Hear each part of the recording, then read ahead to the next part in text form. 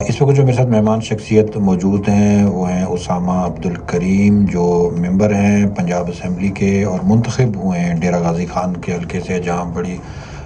مضبوط سیاسی شخصیات ان کے مد مقابل تھی اور یہ بلا مقابلہ وہاں سے، یعنی لوگوں میں مقبولیت ان کی اس قدر تھی اور باقی جماعتوں میں بھی لوگوں نے اتفاق کے رائے سے ان کا چناؤ کیا پنجاب اسمبلی میں، اور یہ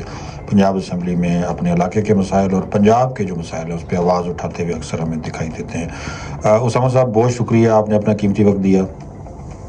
مہربانی جی، صدیقی صاحب بہت شکریہ آپ کا، آپ نے مہربانی کی۔ اچھا اسامہ صاحب، آپ آزاد کشمیر آئے ہوئے ہیں، ظاہر ہے پاکستان کا ایک بڑا مضبوط رشتہ ہے آزاد کشمیر کے ساتھ، اور پاکستان سے مختلف شخصیات وقتاً فوقتاً آتی رہتی ہیں۔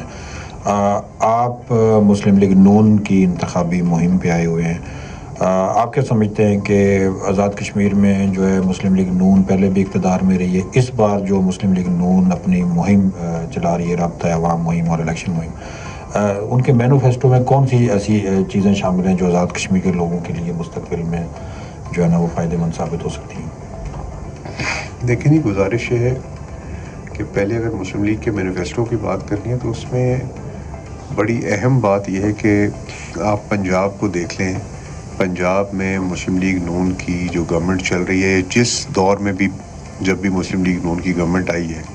تو پنجاب جس لیول پہ اس نے ترقی کیا، ہماری کوشش تو یہی ہے کہ ہم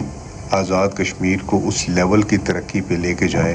جو پنجاب میں ترقی کا ایک ماشاءاللہ پیٹرن سیٹ کر دیا ہماری چیف منسٹر صاحبہ نے، تو وہ پیٹرن یہاں پہ ہونا چاہیے اور اس طریقے کا کام، اس طریقے کی سہولیات یہاں کے لوگوں کو ملنی چاہیے۔